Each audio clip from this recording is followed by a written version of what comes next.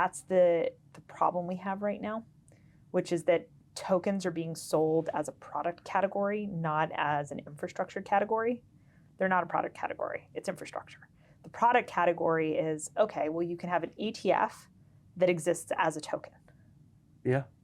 It's still an ETF with all the regulatory stuff that goes with an ETF.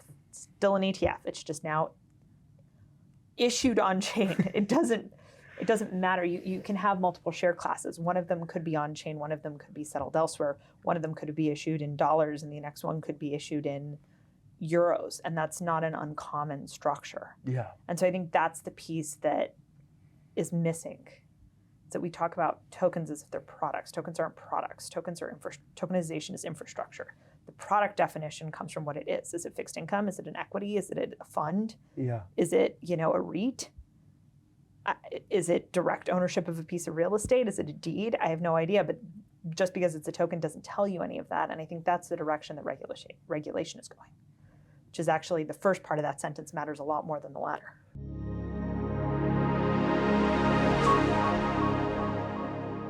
Hello and welcome to another episode of The Vault. I'm Zain, Bedi. I help lead fintech partnerships, and I am joined by my esteemed guest, Ophelia Snyder, co-founder of 21Shares. Welcome, Ophelia. Thank you so much for having me. Absolutely. It's great to connect with you in person and sit down for, oddly enough, a game of chess. Have you played chess, or is it really your forte? It is absolutely not my forte. I have played chess, but just enough to know what the rules are and absolutely nothing beyond that. Okay. We have enough to at least play the game then, have a good time, and we'll see where it goes and what happens. Exactly. Just like this is quite an unlikely origin of you and I sitting here in Manhattan to play a chess game and go over a little bit about yourself. You have quite a bit of an unlikely origin story and how you ended up being at the helm of 21Shares, and if we're being honest, really clearing the path for ETF and ETP issuers in Europe and around the globe. How, if you don't mind, walking us through a little bit about that. Yeah, so my background is a little peculiar for somebody who has had my professional trajectory. I got a degree from Stanford in Earth Systems, studying oceans, and thought I was going to be a scientist. I did a whole bunch of somewhat random jobs before then. I worked in labs, I made documentaries, I got into VC and then realized I really loved numbers and I loved finance and I loved the way money moves through systems. And so I did what any, aspiring finance person's going to do. And I went and got my MBA. I went to go work for an investment bank, which was by far the job I was worst at that I've ever had. I was terrible at it. And while I was doing that job, I caught up with an old friend from college who became my co-founder because our moms were having very similar issues when it came to investing in crypto. So I was actually introduced to crypto by my mom in 2013. And she totally got why crypto needed to exist, 100%, right?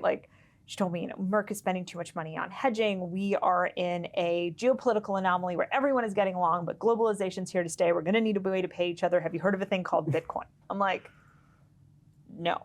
Also, what? Also, no.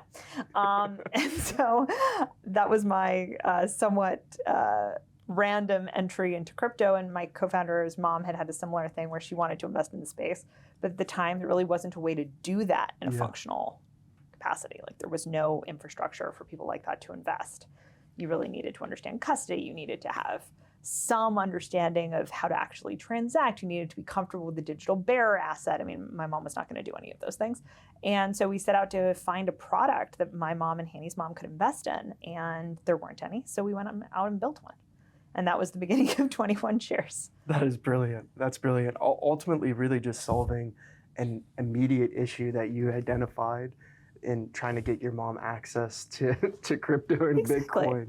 And it turns out, my mom is not, she is unique, but she's not entirely unique. And there were, in fact, other people like her who wanted to access the space, but wanted it in their existing financial infrastructure. It's actually a really big lift to tell people, hey, you know what? You're going to make one investment, but you're going to have a completely new setup of everything. Yeah. You're going to have new accounts. You're going to have new infrastructure, new providers you've never heard of. You're going to have to file your taxes on your own, and none of your advisors are going to help you make this investment. Like, that is a lot to ask of somebody. Yeah. And that was the state of the world 8 years ago. Yeah, absolutely. And you guys gave them a vehicle to actually get into this new asset class. In many ways, if we're being honest, it served as the Trojan horse for traditional finance and really just the everyday person to get into Bitcoin and invest. Yeah, and look, if you think about it, you can kind of split adoption into kind of two buckets, right? There's adoption from an investment perspective and like actually making investments. And then there's adoption from an infrastructure perspective. Okay. And you're kind of doing both. We're kind of doing both at the same time, which has been really interesting, but it's very difficult to get people to understand crypto without at least starting to have it in their portfolios, starting to experience what that looks like, really understanding its origin and why it's there. And when you think about something like Bitcoin, especially, it's such a intrinsically macro asset. Mm-hmm. There's a lot that goes along with that, and so I think it was a really interesting educational journey. Absolutely. We should probably start. We should probably start playing chess. For every topic, maybe we'll make a move. All right, done. Something I like think that. white starts, no? Yes, Usually? Yeah. All right, see, at least I remember that much. Is that saying much? No, but we're going to try. Okay. All right. I'm not going to do anything very creative. I'm just going to mirror you. So this is going well already, yeah? I'm sure you saw the news today. Alan Greenspan did pass away. Yes. Just based off of my understanding is you might be a bit of a macroeconomics nerd, and I hope you don't take that offensively at all. No, I don't take that offensively at Yeah. all. I feel that deep in my bones. That's awesome. So obviously macroeconomics plays a massive part into Bitcoin, the economy, and everything overall. What's your perspective on how crypto, let's just call it the next 5 to 10 years, continues to evolve in this new macro environment that we're seeing? So I think there's been a really large shift in the last, let's call it 24 months. And I think crypto is to some extent still catching up to this reality that the holder base of crypto has changed. Yes. Right? Like the ETFs enabled lots of people to buy, but it means actually lots of people now have purchased. And so the demographics and the sort of logic of who those people are has shifted. And what that means is crypto now is moving much more frequently with macro sentiment. Because now you have investors who are deciding where their incremental dollar goes. And it's not just about, well, I'm a Bitcoin maxi, and so my incremental dollar always goes to Bitcoin. Now you're asking people to say, okay, cool. Do you want your incremental dollar to go to fixed income, to treasuries? Do you want it to go to gold? Do you want it to go to AI? Do you want it to go to data center buildouts? Do you want to buy energy infrastructure, or do you want to buy Bitcoin? Or do you just want to buy the S&P 500? Because you can do that too. Yeah. Like that's now the incremental dollar conversation, which means the way a broader swath of people feel about the world is actually changing the way these markets behave. And it's like a very real change for crypto. We used to be this little island. We're not an island anymore. We're now actually integrated. We're just another asset class, right? Yeah. Alongside real estate, alongside equities, alongside fixed income, commodities, there's also crypto. And that changes how you can think about investors and how they're moving in the space. For lack of a better word, it points to the maturity of where the industry is at then, eh? It's a phenomenal thing. Like Yeah. I think it is a phenomenally positive thing for the industry. I was going to say I didn't want to pressure you to make your next move. It's a phenomenally positive thing for the industry that we're growing up. Yeah. Right? Like you want institutional adoption, you want all of these things to happen. You actually need to start like growing up a little bit. And we are finally starting the process. And that's something I'm quite excited about. Absolutely. And we're seeing this in real time, everything from tokenized equities to, let's just say more exotic products that are being pushed out. Where do you kind of see the lay of the land today, and where do you think things are headed on that front? Right now, I would classify everything we're seeing in the on-chain world as a POC. Okay.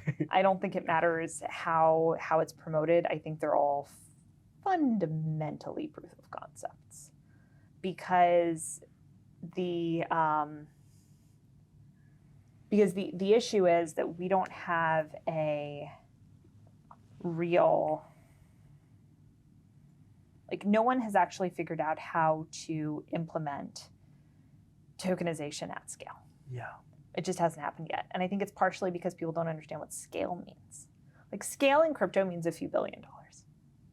Scale in TradFi, a few $1 billion is nothing. That's pennies. Pennies. It's an irrelevant amount of money. And that's on a static asset base. A couple $1 billion in turnover is less than nothing. Yeah.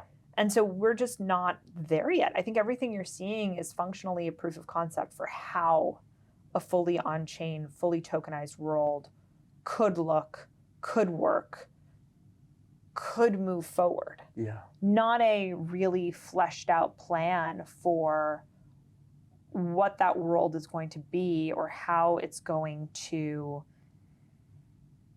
impact financial markets. And I think we're just really early in that story. Yeah, we're just now on like literally the cusp of seeing how all of that plays out. Are you following everything that's going on with Canton and DTCC's test pilot around tokenization, and or is that not necessarily? No, it's super interesting what they're doing. It's really early still, but I think it's really fascinating because what you're ending up with is a fundamental shift in how people conceive of markets infrastructure. And these are the beginning glimmers of what a future could be.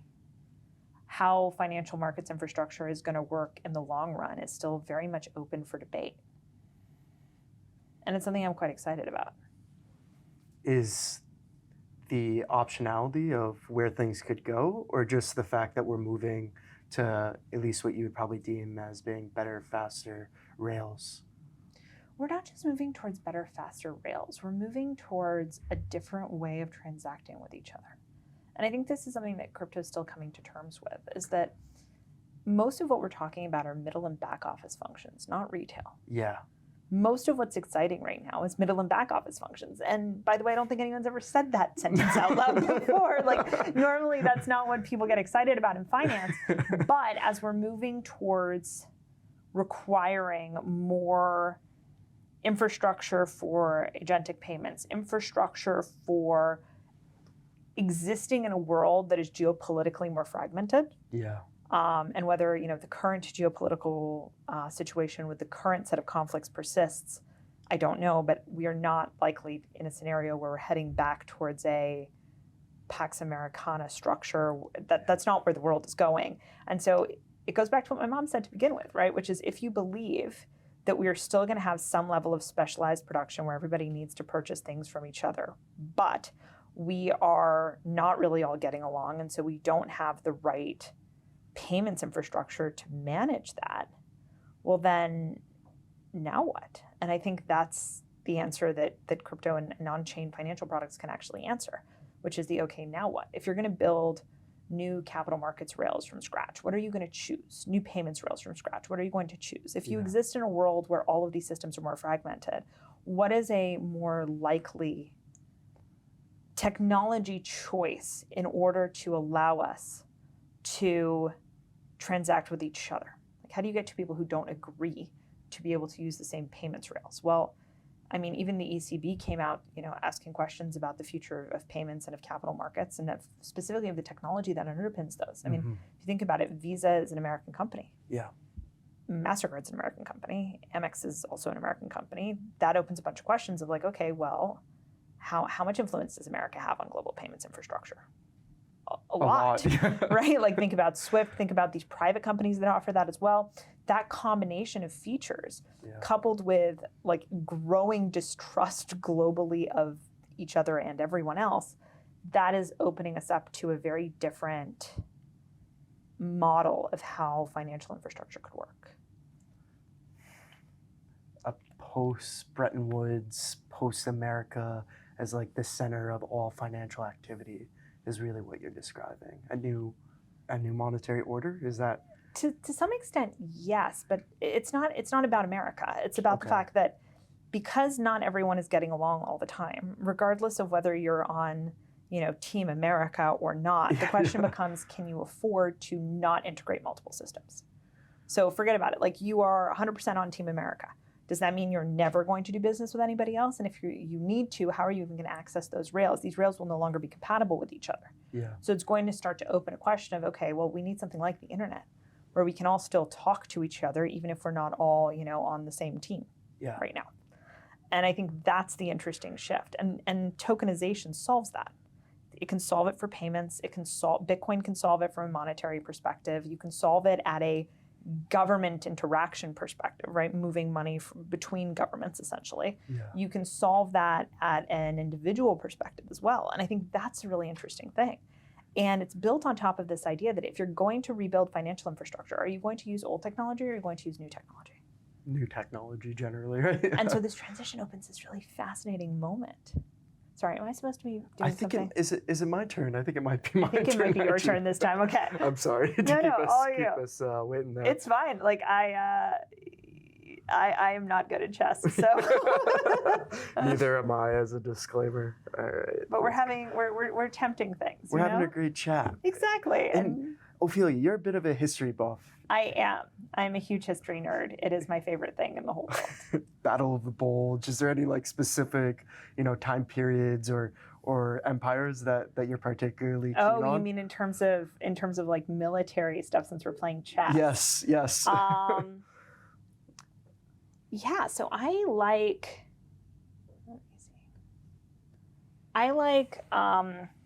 financial history. Okay.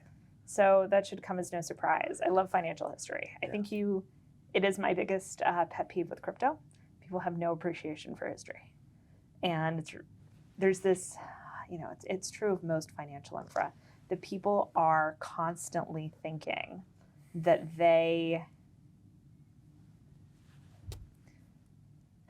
that the way in which our financial world works is random or built by people who don't understand. How could they decide this thing?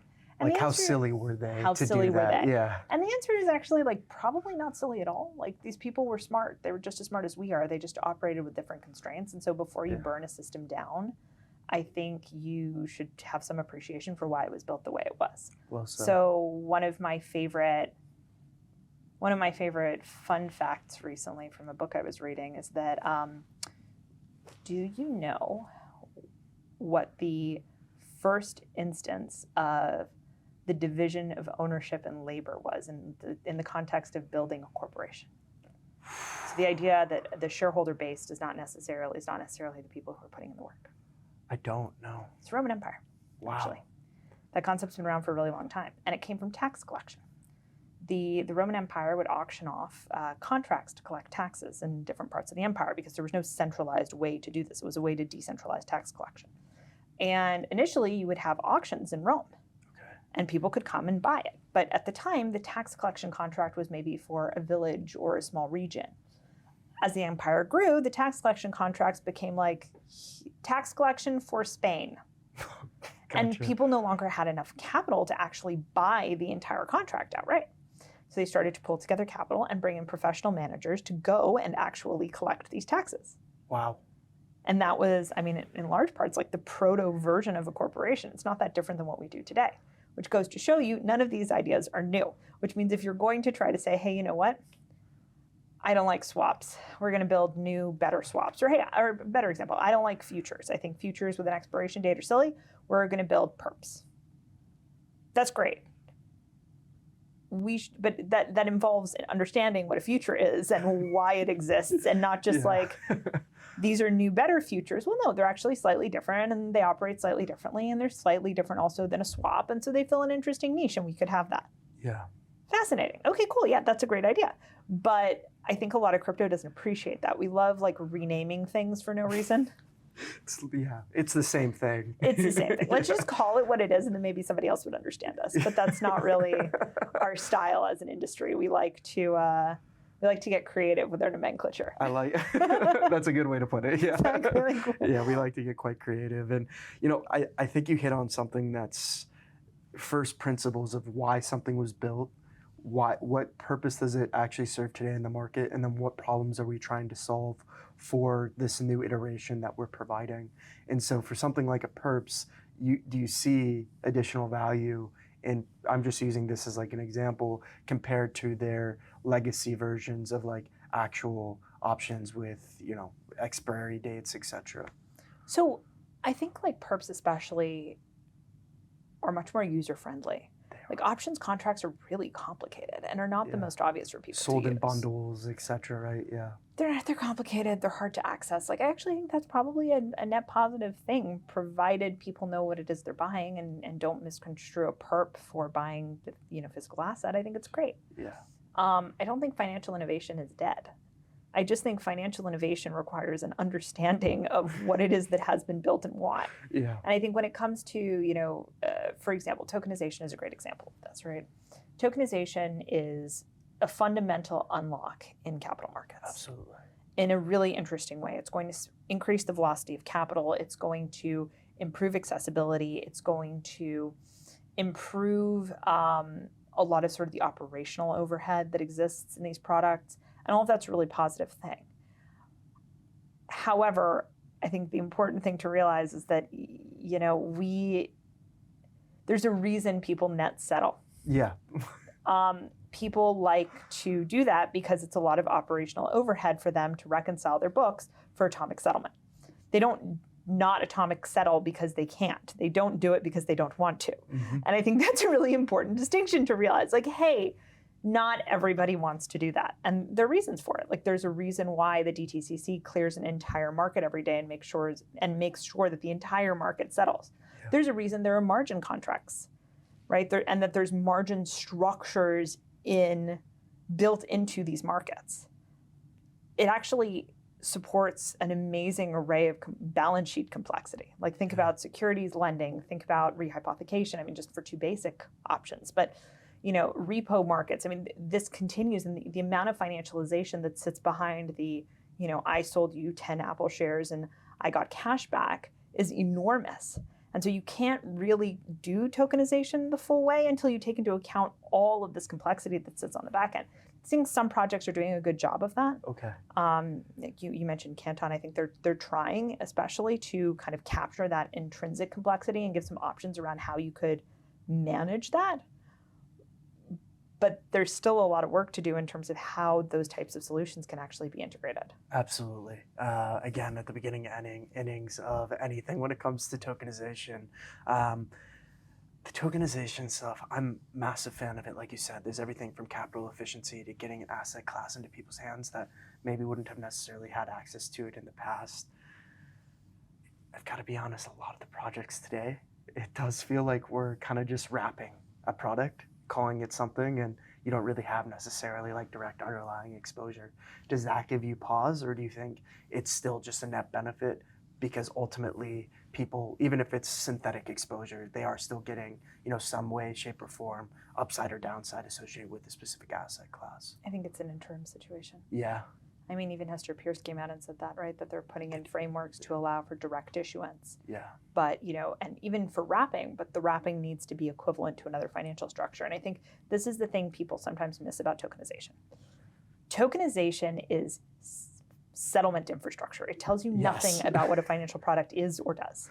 It would be like me saying a certificated or an uncertificated security. Yeah. Which no one has any idea what I'm talking about when I say that. Some securities are issued with a certificate number and others are not. There are reasons why they're done in one way or the other. It doesn't really matter for most people who are purchasing these items. And I think it will be the same with tokenization. I don't know that anybody will ever notice anymore how their securities are delivered to them. Yeah. It's an Apple share, comes with these rights.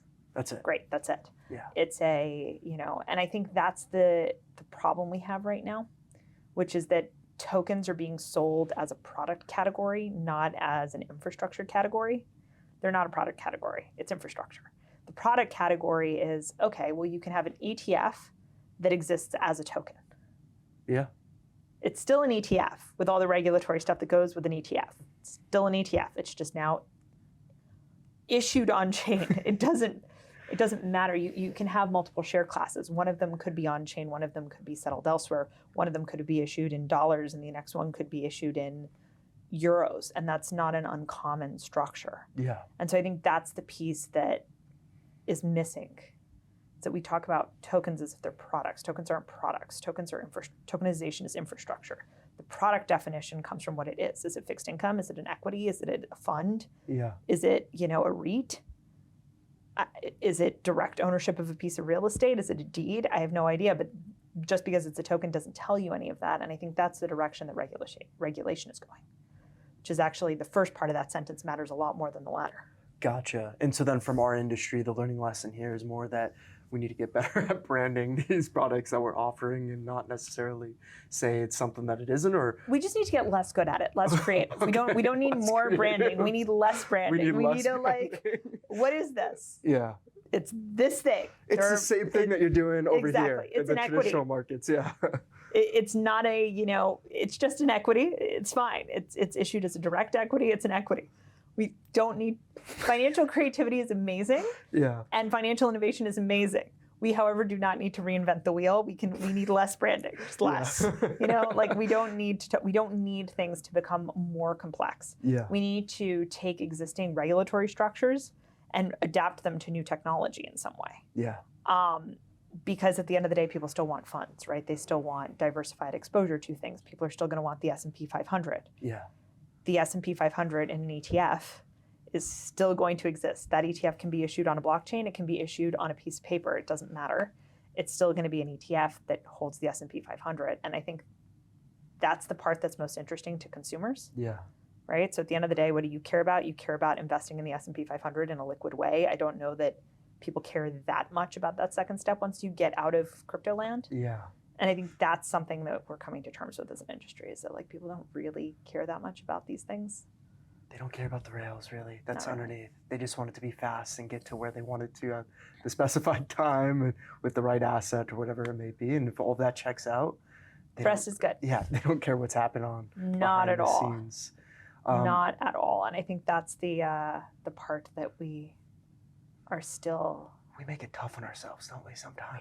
really do. Sorry, is it supposed to be my turn again? I think it is your turn now, yeah. Goodness. Okay. We got this. We've got this. We have got this. So yeah, it's definitely an interesting thing. We don't do ourselves any favors there in terms of understandability. We make it more complicated than it needs to be, which is kind of rare. Usually if you have a highly complex product, you try to be like, whoa, this is how it works. It's It's really really simple. easy. It's simple. We've kind of gone the opposite way.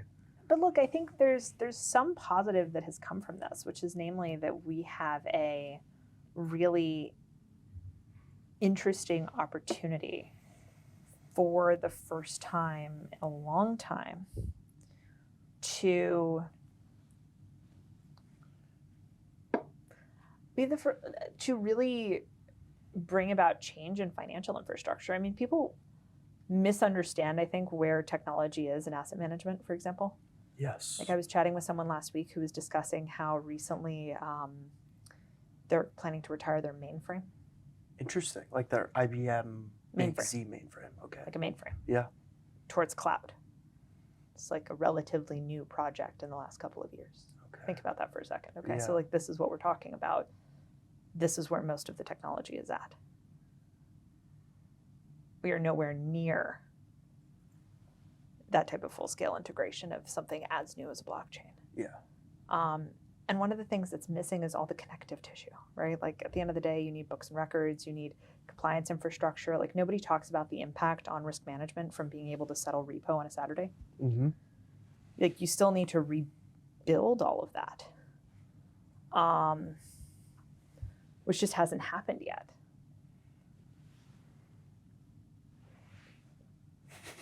We're getting into the action now here. Yeah, right? We're getting going. Ophelia, a lot of what you talk about, at least from what I'm hearing, a lot of it does kind of take different systems, the idea of systems, and how do you actually implement them in the real world with a bunch of different complicated, factors, characteristics, and inputs. You studied essentially what is an environmental science, right? That earth sciences back. Yeah. How much of that do you think, molded the way that you think about all these really highly complex systems that you ultimately deal with whether it was on the ETF front, ETP front, or some of the other things that you're going and getting up to now? A lot, actually. Way more than I think anyone would have expected. All of finance is about systems thinking. Yeah.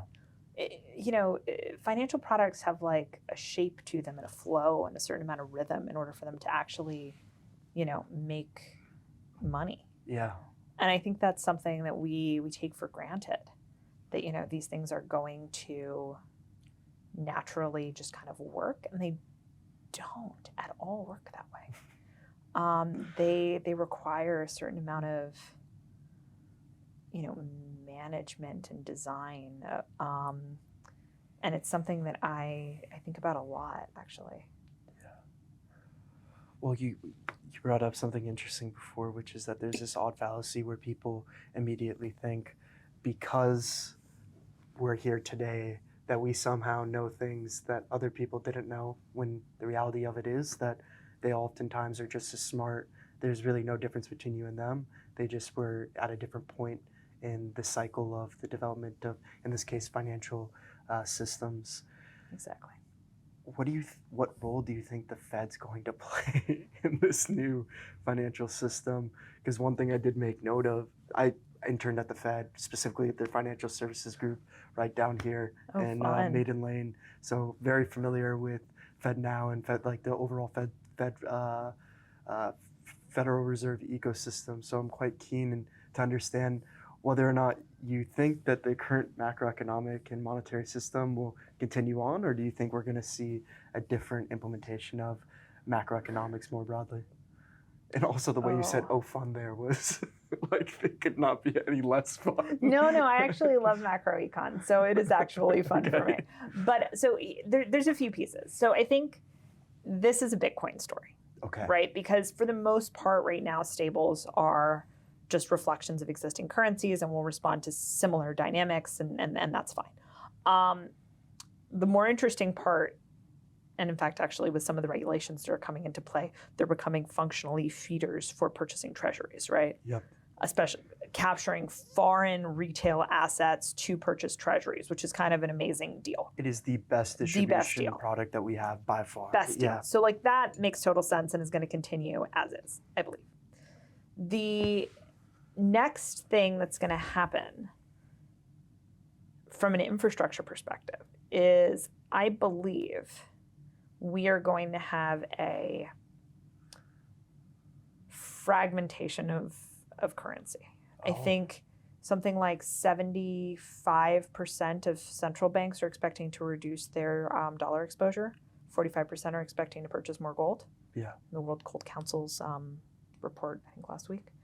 That's the direction of flow that we're in. And you take that along with probably the most interesting thing I've heard recently, which is there was that moment when like Iran was going to charge for access to the Strait of Hormuz. Yeah. Everybody got, and one of the things they mentioned was they were going to charge in Bitcoin, which is functionally a form of petro Bitcoin. Yeah. Yeah. It is. It is. It is. So that's really interesting because you could argue that the petrodollar built the US dollar as a reserve asset. And like TBD what's going to actually happen with the Strait and where these things are going to shake out. But that's really fascinating. And you've lost the petrodollar. You don't have a single currency really yet in petroleum markets. I think that's an interesting thing. Yeah. And when it comes back to monetary policy, I think you're going to see less concentration of power in the dollar. Okay. From a monetary policy perspective. And whether that looks like petro Bitcoin or whether that just looks like pure play fragmentation, the fact that US dollar reserves are expected to decline is a really interesting forward indicator of where people think they're going to be doing trade and what, most importantly, what they think that trade is going to settle in. Yeah. And so it's an interesting time where like the infrastructure of the world is shifting. I think while it's likely going to cause a lot of disruption, it is probably to the benefit of crypto long term. Yeah. Probably. No, definitely. That there's going to essentially be a Is it my vacuum. turn? I believe so. Yeah. Sorry, I'm really No, not good at we're just having a apparently good chat. So doing both chats and talking about global macro at the we same need to have like a time. little board that tells us whose move it is next. Yeah. So I think there's going to be a transition. Something interesting I'm seeing right now is, like, if you look at what happened with Anthropic and the Mythos models, It's so interesting. fascinating, right? So you've now got the U.S. functionally limiting technology exports. So that's interesting. And then you couple that with the German defense minister, whose name I'm currently blanking on, coming out and saying that he is going to allow for, he's looking to work with the U.S. government to handle an orderly troop withdrawal. From U.S. bases in Germany? No, just generally. Oh, that just calling generally. for better coordination in the troop withdrawals from Europe with the U.S. So you've got that happening. And then you've also got this thing with the gold reserves and declining U.S. dollar reserves. And then you've got the ECB putting out reports talking about these issues with payment systems and capital market systems. And what it's leading to is a fundamental question of, is America a reliable partner? And I think that's actually what a lot of this boils down to, is like, and how reliable? And how excited are people going to be to buy all of their capital markets infrastructure and all their payments infrastructure from America? And the consensus, even with our closest allies in Europe, seems to be, we have an issue and we want to foster more domestic production of arms, more domestic production of software, more domestic production of financial infrastructure, more domestic production of AI. Yeah. That's really interesting. That is the direction of the world. Yeah. By the way, probably very good for crypto. Probably excellent for crypto, both as Bitcoin in terms of payments, in terms of like enabling a broader number of payments providers to like be able to, and payments recipients to be able to interact with each other. Mm-hmm. So I think that one end, that's really interesting. I think on the other end, you're going to start to see an increasing desire for neutral systems, which things like Bitcoin are really well positioned for. And you're going to see a whole bunch of new people investing heavily in payments infrastructure and capital markets infrastructure. Like, you couldn't ask for a better tailwind for tokenization, provided we can solve some of our remaining technology issues. Mostly of the, like, how are we going to integrate with existing TradFi workflows, which nobody has good answers for yet. It's being built out in real time. Or do you think that we Sure. Absolutely. Absolutely. So massive macro, from a geopolitical standpoint, there's obviously a big tailwind that is pushing people to having a non-sovereign backed currency or medium for transaction and currency. I'm sure you've seen, obviously, increase in gold, decrease of dollar reserves held at all of these different central banks. This is a little bit more of a philosophical question, not necessarily a crypto one directly. I mean, do you think that we're going to see people transact in the yuan and INR and other currencies for their liquid natural gas, or what? How do you think it is all going to ultimately go towards crypto, and they'll just use crypto as the form of exchange? So I think first you're going to have to solve the how are we moving money around the world problem. Okay. Now, right? If you're not using SWIFT to move money around the world, primarily in dollars, how are you moving money around the world?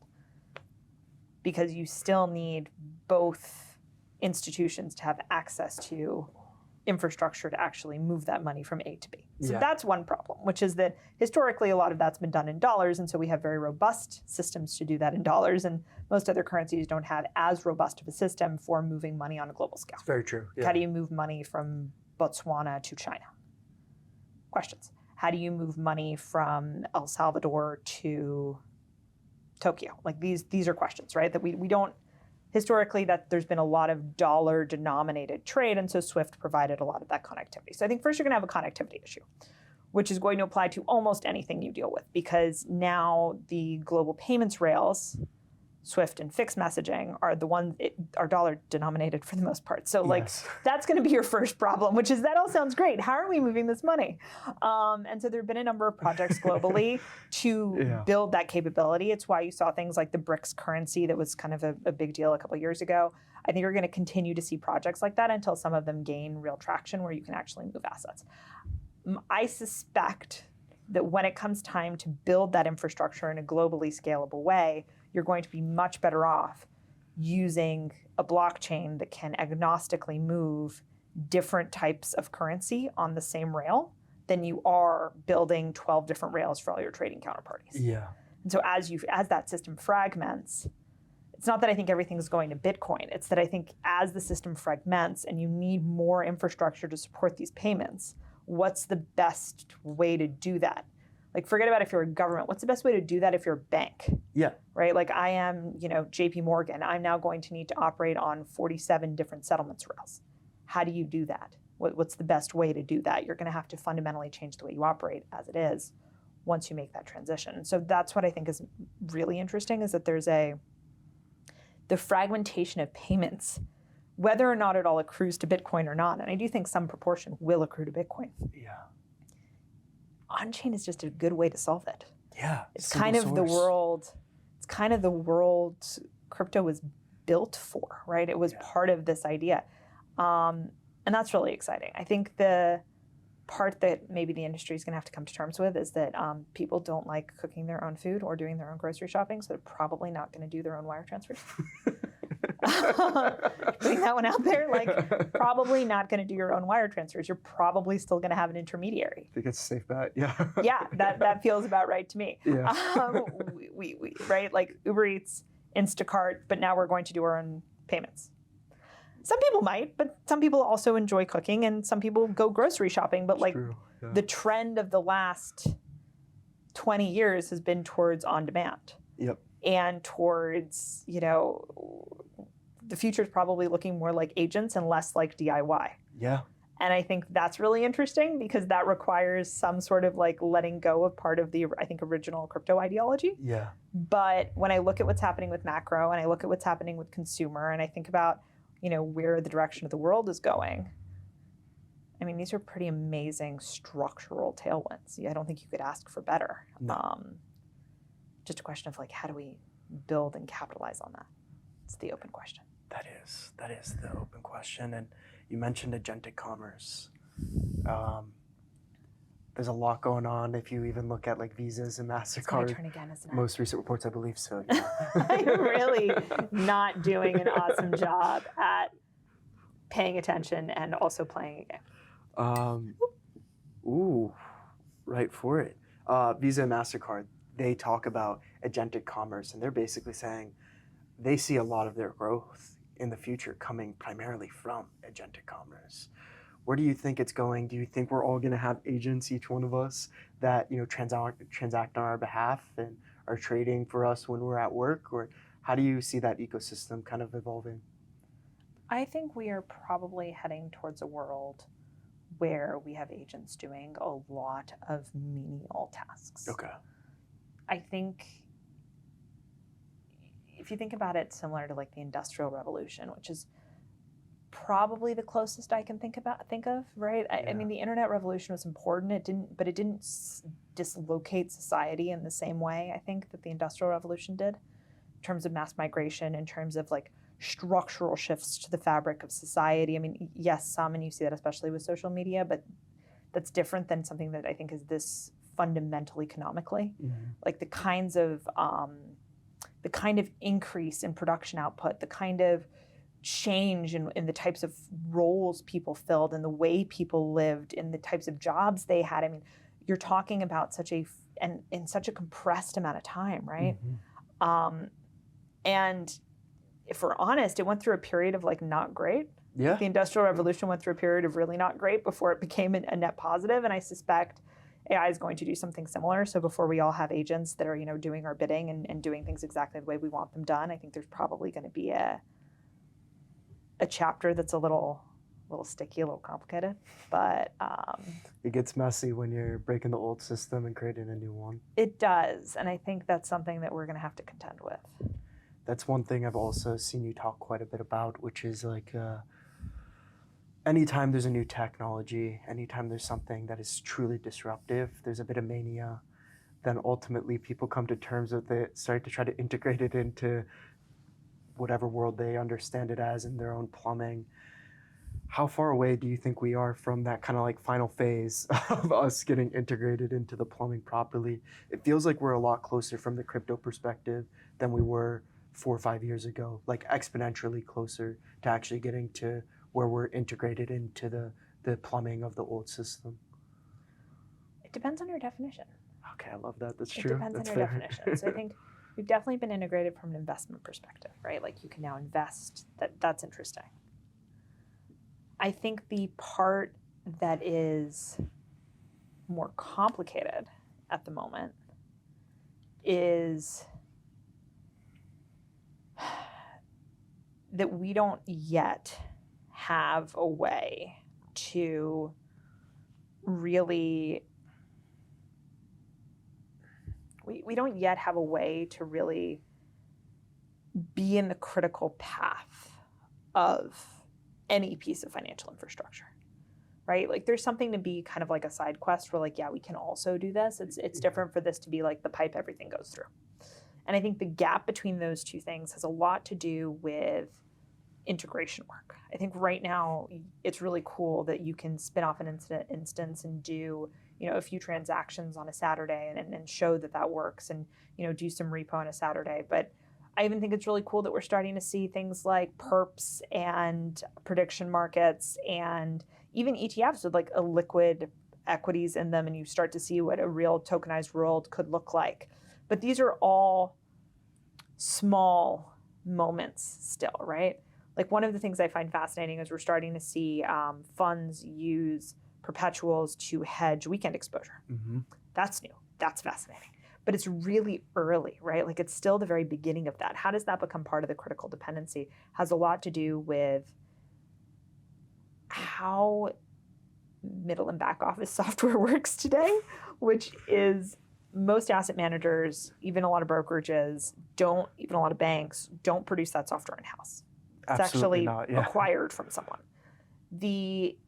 And nobody migrates. Like nobody changes their provider. These providers are super sticky and migrations take years. And the question is, how quickly are these providers really going to integrate new rails on the capital market side? And what's their incentive for doing so? And I think that's the challenging part. It's the risk model. It's the operating platform. It's all of this like sticky middle stuff. Maybe like a consumer analogy would be something like Stripe, right? Like all that sticky middle payment stuff that used to make it really difficult for merchants to accept credit cards. Same kind of problem. And so I think there's a question as to whether or not the legacy providers are going to solve for it, or we're going to need to get some new providers in here to solve for it. And I think that's one of the big open questions in my mind. Whether or not, a great example, at least in the banking world, everybody has their own core providers. This is slightly different than exactly what you're getting at. How do we actually look at it, like our settlement systems and keep track books and records types of systems, right? Exactly. Do you think that the play is to go to a Jack Henry of the world, these types of players this is again the banking parallel, and say, hey, look, we're going to help you guys integrate this and it will be as seamless? Or do you think that we're going to need new players to come in and challenge the incumbents for them to even want to move? Which way do you think ultimately we get it done? I mean, if you think about like one of the great financial infrastructure providers is FIS. Yes. FIS was largely like one on the back of like the cloud transition, right? That was the big kind of tailwind there. And that's interesting.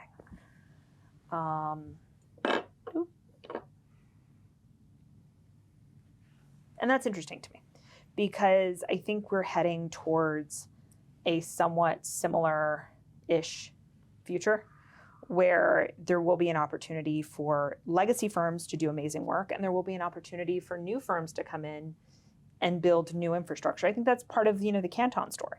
Yeah. Is trying to rebuild that infrastructure. And I'm very curious to see how that works out long term.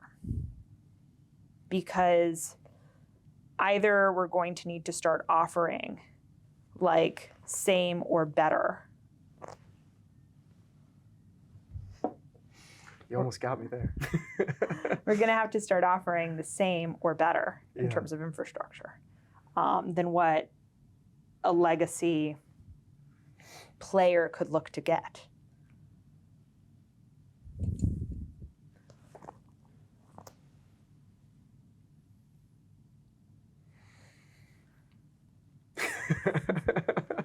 We're getting much more tense.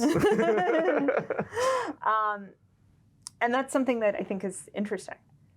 It goes to the fundamental philosophical question of crypto, which is that I think historically we've been willing to like cut corners in some way, right? A little bit of like the Silicon Valley move fast, break things type of attitude.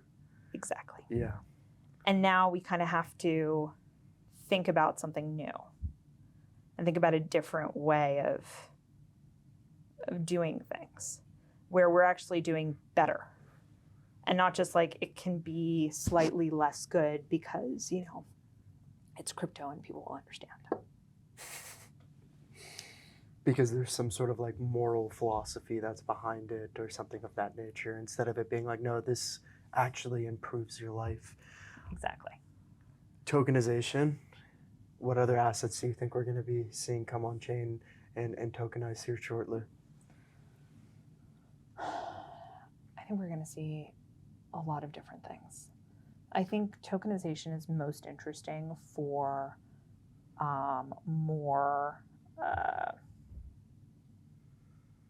think tokenization is most interesting for more complex assets. Okay. I think funds are interesting. I think tokenized funds are very interesting. I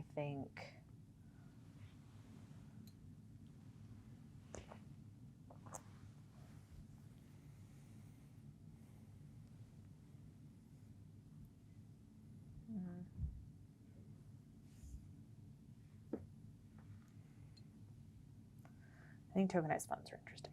I think they're going to continue to be a driving force. I think most people, going back to my Uber Eats and Instacart example, you want to take that a step further, like meal prep. Like people don't pick single stocks, people buy indices. Yeah. So like one of the really interesting vectors for getting a large amount of assets on chain is going to be payments, right? So like stables dollars, and it's going to be funds.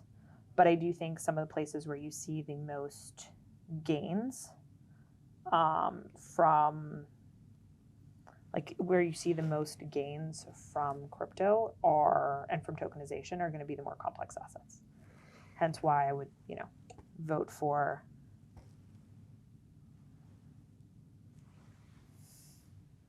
I would probably vote for stables or for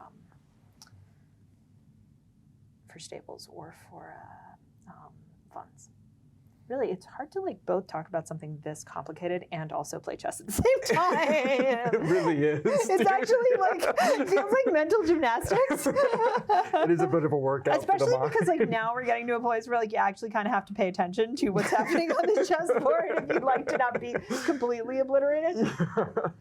Which it looks like might happen for you either way, but we'll we'll keep pushing. Okay.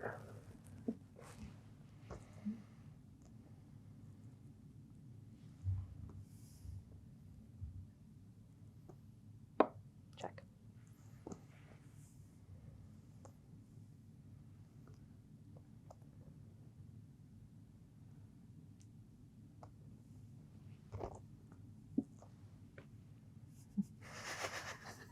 It'll be a bit of a run around. A little bit, but that's part of the fun, right? Absolutely, absolutely.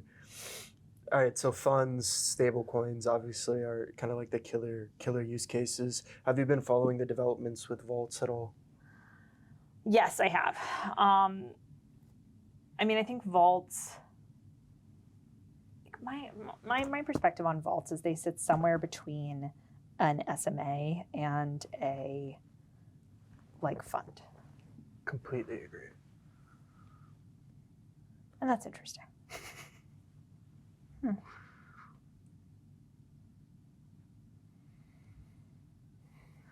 And so I think there is a really interesting possibility for vaults. I think SMAs have proven to be popular. There's some tax advantages to doing them. And I think vaults right now is kind of a catch-all. Yeah. So I think vaults that are more similar to SMAs have more SMA-like benefits, and vaults that are more similar to funds have more fund-like benefits. Mm-hmm. I wish, goes back to that nomenclature thing of like, did we need another word for this? I don't know. But I do think there is something to be said for the ability to use on-chain technology to build slightly different, slightly better infrastructure. And I think that's what vaults could be. Yeah. There's something kind of exciting about that. Yeah, I completely agree with you that there's something there, and that we'll see how it continues to develop. But I'm personally actually quite excited about the vaults as well. And Ophelia, I know that 2025 was a pretty gangbusters year for you. You guys obviously you exited the 21Shares, your baby that you had built. Yes. It must have been tough to say goodbye, but at the same time, there's so many interesting things going on and so many different things that you've got your hands in. What are you most excited about, for 2026, and where do you see yourself getting involved? I am very excited about where tokenization is going, where financial infrastructure is going. Yeah. I think there's a unique opportunity in the next 10 years to build like fundamentally enduring financial infrastructure. And I think we are seeing a radical change in terms of what we expect geopolitically, how we build, and how we build. And I think that's something really exciting that I personally look forward to both watching and helping build. I think it's very similar to what was happening 10 years ago with investment adoption. Yeah. Like you could see that this was going to be a thing. It was just unclear how it was going to be a thing. And that's something that I really appreciate and I'm looking forward to. Yes. How can you be... It's my turn again, right? It is, yeah. The keystone for developments that come down the pipe that ultimately completely shape the financial system. Exactly. Okay. That's your queen, right? Jack. Yeah, that is definitely Jack. All right, let's see if I can wiggle my way out of this one, but I'm not so sure.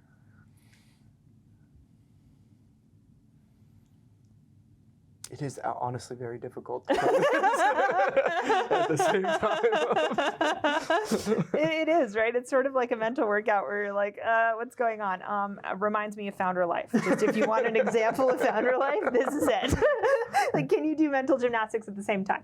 But going back to what I was saying, yes, I think, look, 10 years ago, it was unclear how investments were going to work. Okay. Right? Like, how are we going to continue to, or even really begin to have people invest in crypto, right? And it goes back to what we were talking about at the beginning, right? There's both investing and then there's infrastructure. And I think whereas the investing piece has gone through this journey over the last 10 years, I think the infrastructure piece is just beginning in some respects. And I know that's crazy because we've come a really, really, really long way from where we started. Oh. So that move is not permissible. There was only one move. There was one, I think. You could have moved I could have gone here. there. Okay. That was the only one. Otherwise, I would have lost. I think so, yeah, because you were here, right? So this one would have been this way. This one would have been that way. This one would have been this way, and that one was that. So this was the only available square. Anyway, okay, so we made it through the chess section. Good game. Good game. Cheers. I'm happy I did not embarrass myself. We try. Not at all. Okay, so anyway, yeah, I think the next 10 years, that's what we're going to see. We're going to see real infrastructure get built. And that's super exciting for the sector. And, when I think about my time at 21Shares and building that business, which I loved doing, that business is now into mass adoption. Yes. Right? It's a completely different thing. It's about selling to pension plans and really fully capturing that moment of transition and opening of markets and the allowing you to actually invest in the sector. that is a very different thing than what the first 10 years of that business, 8 years of that business were, right? This is just a fundamentally different type of problem. I think the infrastructure side is much closer to where we were maybe 5 years ago, which is like, you're just starting to see people play. And the weird part is, because we're chasing like whales, literally, right? Like, we're chasing trillions of dollars in flows. It makes billions of dollars in flows look like they are small, even if they seem to be big relative to where we started, right? But $1 billion, zero, is much closer to a billion than a billion is to a trillion. Yeah. By like a lot. And so a few trillion versus a few billion, like, we're much closer to zero than we are to fully integrated with financial infrastructure. Yeah. And that's really fascinating, because it reminds me of the early days of the ETFs. It reminds me of the early days of really any kind of technology adoption in fintech, which is you're seeing just enough for there to be able to build interesting businesses, but it's not really the whole thing. And I think there's going to be an avalanche of capital that comes on chain in the next 10 years. Yeah. Because I do think it solves a bunch of really unique problems, both geopolitically, infrastructurally. It's arriving at the right time. It's at the right amount of maturity at the right time. AI is a really interesting tailwind, because if you need agents to be able to bind contracts and they're not people, how do you do that? Code is a really good way to do that. Smart contracts is a really good way to do that. Okay, great. Now we need identity products. You need to be able to attribute identity to an agent. How do you say this agent is, how do you start to deal with all of that complexity that's coming out of these technology innovations? And the answer is yes, we should absolutely put it on chain. That is so exciting. Yeah. So it's this really interesting moment where I think, we're in a bear, definitely, and it's been long and it's been hard, but like, what's getting built now is incredible. Yeah. Like, this is not meme coins and pictures of dogs on the internet. Like, this is not what we're talking about anymore. We're talking about like a real gateway to transacting trillions of dollars across the world. Yeah. And it's the dream, I think, of what crypto has been building towards. It's, I think, what the whole industry has been working towards. And like you said, we've gotten flutters of it over the, let's just call it, many cycles that we've had, since 2016, 2017, et cetera, throughout 2020, 2021 with the meme coins and the NFT craze. And I know everybody was a big fan of that proponent, but there's something comforting about finally seeing it actually add value and not necessarily be for like random projects that people are kind of pushing out. It's like, no, Visa and MasterCard see stable coins, and whether it's on Ethereum or Solana or wherever, ultimately what protocol it sits on, like, they see that as the infrastructure and the rails that they will use to transact trillions of dollars in value. Yeah. And it may not even just be one. And this is the other piece, right? Yeah. Like, it could be a few. It could be, my guess is you're going to specialize by use case. Yeah. Like, there's going to be, some chains that are more focused on payments, some more in capital markets. And I think that's really interesting, that you may even get some like geographic fragmentation, right? Because you're going to end up having stables in different currencies. So you may also have a geographic component to it, where like you're going to trade euros. You're definitely doing that on Solana because euros on ETH have less volume. Like, there are weird additional permutations you could see here, where like the entire world doesn't run on Visa. The entire world doesn't run on FIS. Like, there is variation there. And so I'm very curious to see how this is all going to play out. And I think it's weird because the industry seems kind of bummed about it to some extent. Yeah, it does. Because we're growing up here. Like, we're wearing ties, we're doing stuff in Washington, we're wearing ties, we're doing stuff with banks. We're spending a lot less time looking at, punks, and we're spending a lot less time, I think, on like degens. Like, the concept of the degen as the heart of the industry is changing. Yeah.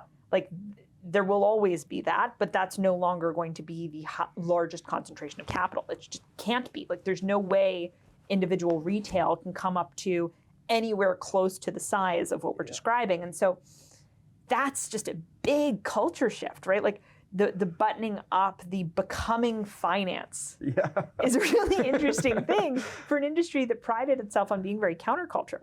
So I think that's something that we're going to have to come to terms with as an industry over the next couple of years. It's like, hey, actually, suits. Yeah. Yes. Suits and ties. Suits and ties. We're Suits becoming and ties. the very, very thing that we did not want to become in many ways and that we were fighting. But it's interesting because the question is is that a good thing? And I think the interesting part is that crypto, whether it's Bitcoin or whether it's, payments rails, is solving a real need. Definitely. It's helping democratize access to financial markets. It's helping connect the world. It is providing real options for bearer assets, which is a fascinating counterpoint to our fractional reserve system. Yeah. It's providing the ability for individuals to transact on a peer-to-peer basis if they want to.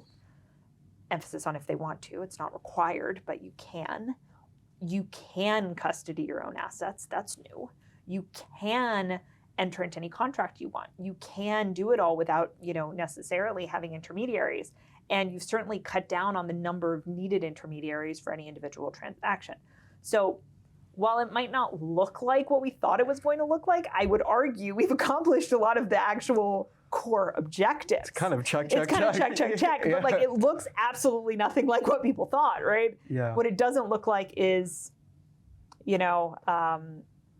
you remember the original sushi swap UX? Of course, yeah. Like the chef and the different sushi rolls? Yeah. It doesn't look like that. No. It doesn't, right? And by the way, even Sushi Swap doesn't look like that anymore. Not at all. That's to They're tell you, a lot more corporate too. Yeah, of course, 100%. we've all gone corporate. But Yeah. the reality is that's not necessarily a bad thing. It Not at doesn't all. mean we've left behind our goals or our aspirations or the contributions this technology can make to the world, but it does mean we now all wear suits while we do it.